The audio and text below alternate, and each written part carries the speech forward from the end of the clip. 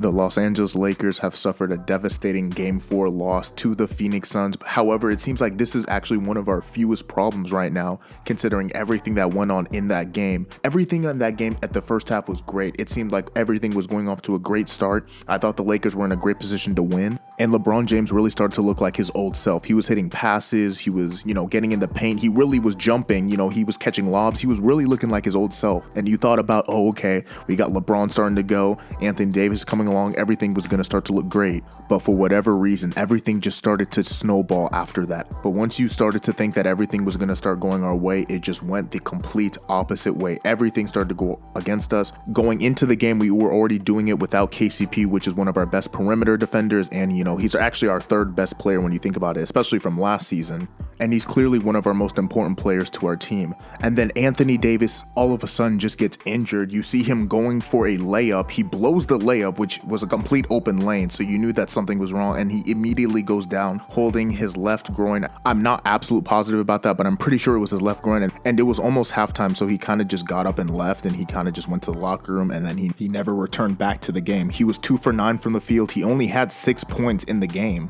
So even in the game, he really wasn't Anthony Davis, which is why I kind of questioned why he was even in the game to begin with. In my personal opinion, it was very clear that he was not 100%, so I don't understand why Frank Vogel, knowing that he wasn't completely healthy, played him. In my opinion, if you're going to rest out KCP due to injury, you might as well do the same thing with Anthony Davis. And it's not necessarily something that you're waving a white flag or anything. You can still go out there and play competitive, but you just have those players out, and then there's a new set of expectations for all the role players. But when you go in with a certain game plan thinking, oh, we have our 2-star players, and then they go down with injury, this is what happened. And it's sad that it really came down to this, because I was hoping, really having trust in the Lakers medical staff, knowing that they would try to do the best thing. But you really do start to look at what the medical team has done, some of the decisions they made, and you start to look at the team and it's like, wow, we really have been just devastated by injury from start to finish. And I'm not blaming necessarily anyone. I know that there's things that you just can't control. Injury is just one of them. If it happens, it happens. But it's just so unfortunate for the Lakers to come together and just get ravaged with injury game after game. It's just so hard to watch as a Lakers fan who's rooting for this team to win. You're waiting for them to really come together, and you're always holding on to the point that it's like, oh, when they get healthy.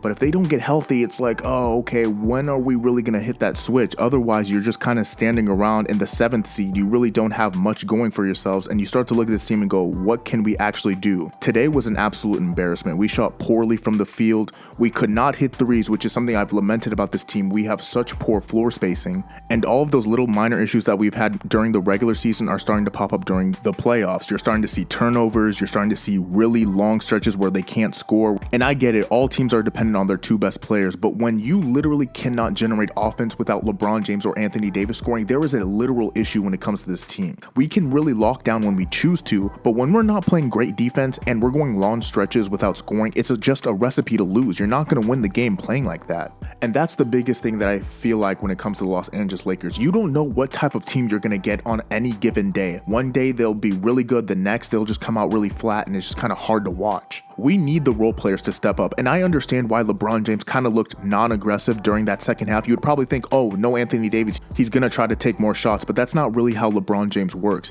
LeBron James knows that in order to win games, he has to have the role players going. He can't just will his team to wins like he used to, and even if he can, you still need other players, because you can't go 1 versus 5 because you're just going to lose. It's a simple math game. It's too hard to do it. So LeBron is trying to pass the ball, trying to get others involved so that you have to worry about Marc Gasol, worry about Kyle Kuzma, worry about Wesley Matthews, so that it really opens up the floor for him to attack and really get those points.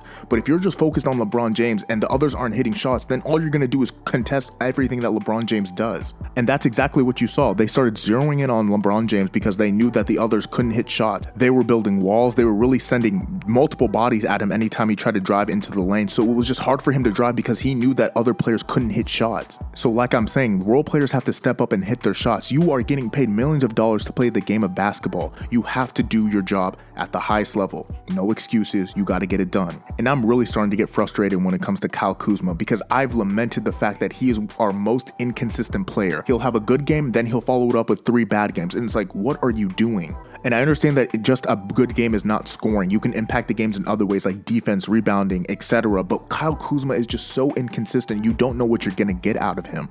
One game it'll be scoring Kuzma, the next it'll be rebounding Kuzma, and then the next it's just nothing Kuzma. He literally just goes out there and gets cardio. I just want to have one Kyle Kuzma game that I can look at and be like, you know what? That's why we have him on the team. And he does that during the regular season, sure, but Kyle Kuzma has yet to have a great game in the playoffs yet. And I'm not talking about this series, I'm talking about last year too. Kyle Kuzma really doesn't make his presence felt on the team. He just kind of runs out there and he does his own thing, and he just hopes that his shots start to fall, and he tries to give good energy, but it's not enough. And we really do need a backup forward who can give us consistent production, because we can't just go out there hoping that the other team misses or they have a bad game, because that's how we lose. That's how we're not going to win the championship, because we need to play our best game. I am not going to turn on the Los Angeles Lakers at this point. I am a Lakers fan for the good and the bad. I am not going to just jump off the Lakers bandwagon, so to say, and just pick another team. No, I'm riding with the Lakers even if they lose, but I don't even think they're going to lose. I still have Lakers in 6, so you can argue these are the 2 games that they lost, but the Lakers really do need to start getting things into practice and really need to make their presence felt when it comes to this series, because if they don't and they mess around, this series could go 7 and anything can happen in a game 7. I just don't want that. The Lakers really do need to make their presence felt, and they need to stamp this so that they can move on to the next round. Again, I'm not turning my back on the Lakers. I'm right here. I'm standing with my team, but I do believe that they need to make necessary changes, and that starts with Frank Vogel. He needs to make better rotations, and they need to come out with a sense of urgency this next game. Absolutely. There's no other way around it. But that's all I have for you guys today. Thank you guys so much. If you listened this far, please drop a like on the video, be much appreciated, and please subscribe if you enjoy basketball content.